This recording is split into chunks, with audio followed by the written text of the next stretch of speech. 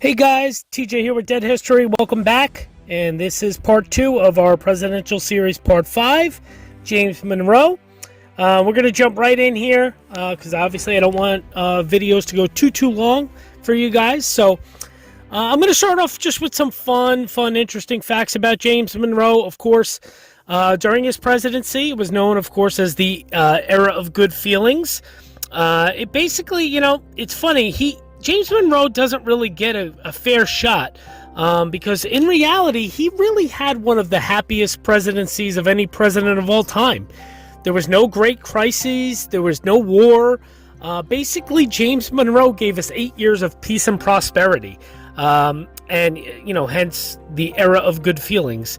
And he kind of suffered for it as far as in historical significance. It almost seems like we kind of judge our great presidents based upon crisis or war or something to that effect that they obviously had to take action to. And I don't know. I don't know how fair that is. I mean, isn't it something to be said that a president, led us for 8 years with nothing but peace and prosperity? I mean, I think there's something to be said there. So, just kind of interesting stuff. So, another interesting fact, he actually held 2 positions in James Madison, who was the 4th president's presidential cabinet at the same time. James Monroe at the same time was Secretary of State and Secretary of War.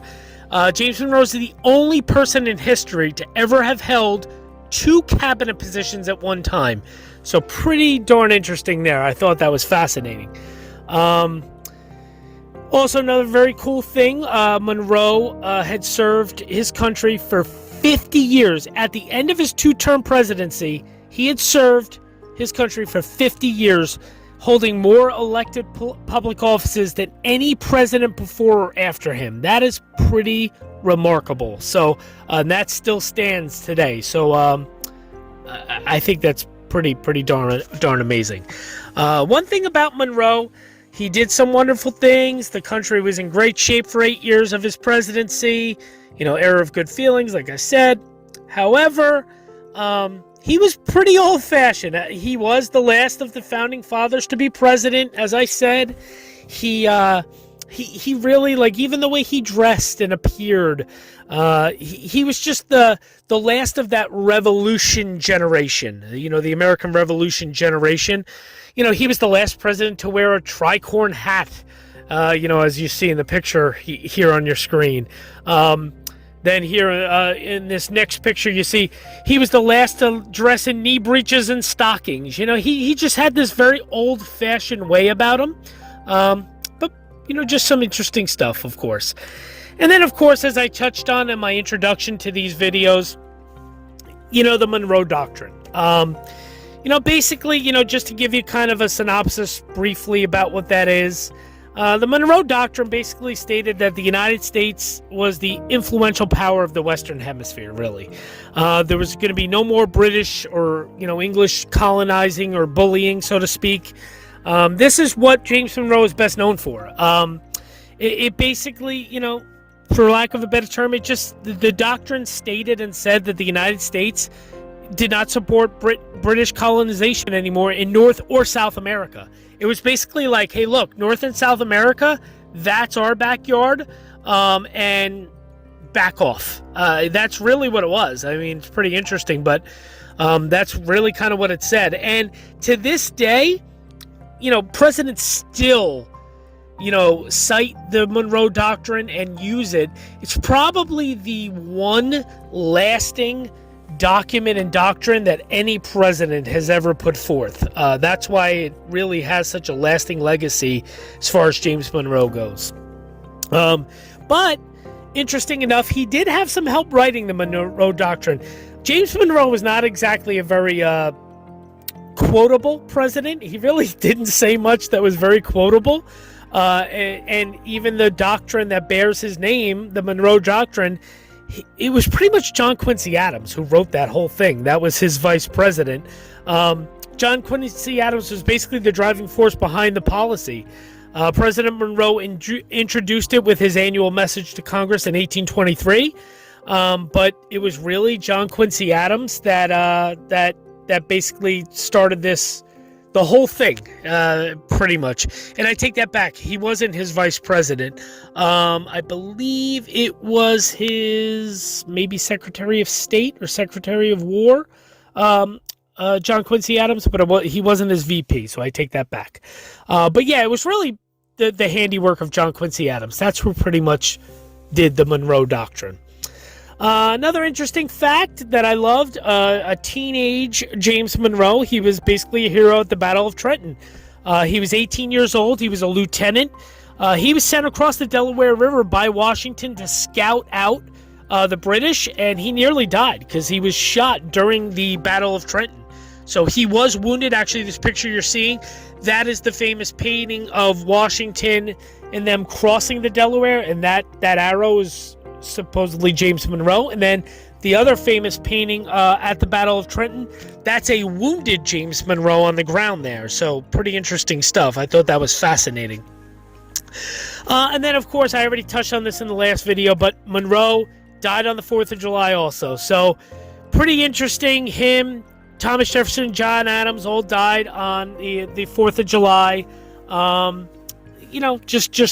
love that. I love that those three guys, three of our first 5 presidents died on the 4th of July. I just find that fascinating. And Monroe was also the last president who was never photographed in his lifetime. So pretty interesting stuff.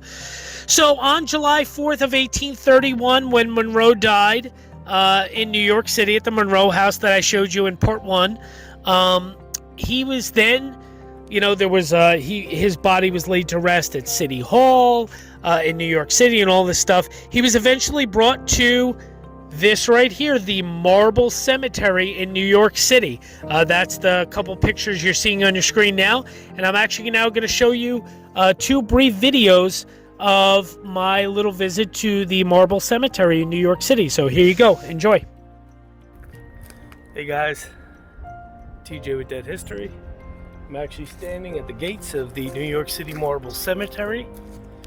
This was the original place that James Monroe was buried at. Right in here it's locked. This is a very odd cemetery because it's only open very limited time throughout the year. So obviously this is not one of the times. I'm going to flip you. So here's the gate.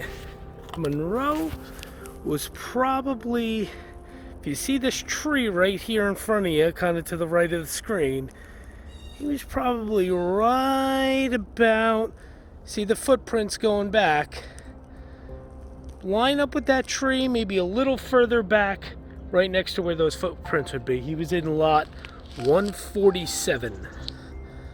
That's where he was originally buried, in lot 147. Obviously, he is no longer there. He was removed and moved to Richmond, Virginia, to the Hollywood Cemetery. But right about, let's see if I can get my, so let me see. Right about probably there is where James Monroe was originally buried. So there you go, New York City's Marble Cemetery. Pretty cool stuff. I gotta put my mask back on because there's people coming, but there it is. Pretty fascinating stuff. That's the Marble Cemetery, and like I said, lot 147 is where James Monroe was originally buried. He was then removed from the Marble Cemetery, and he was moved to where he is laid to rest permanently now in the Hollywood Cemetery in Richmond, Virginia. And that's actually the pictures that you're seeing now on your screen. And the really cool thing is John Tyler, the 10th president, he's buried literally like right in front of where James Monroe is. So they are literally right next to each other, one in front of the other. So very interesting stuff, very cool stuff. This is my visit. I visited the Hollywood Cemetery back in like May or June of this year, and then I actually revisited it because my son Henry and I went to Richmond. Hello, TJ with Dead History, and we are standing right here in Hollywood Cemetery at the grave of our 5th president, James Monroe. here with my son Henry. James Monroe actually was not originally buried here. Flip you guys around. He was actually originally buried in New York City at the Marble Cemetery in New York City, which is actually right in Manhattan. Then he was moved here quite a long time ago, of course. But he was from Virginia, so that's why he was moved here. He was originally buried in New York because he died while visiting, well, he was staying with his daughter, and he died while he was at her house, so that is why he was originally buried in the state of New York and in New York City. But now he is here, so. And there's the First Lady, Mrs. Monroe. There is President James Monroe in there.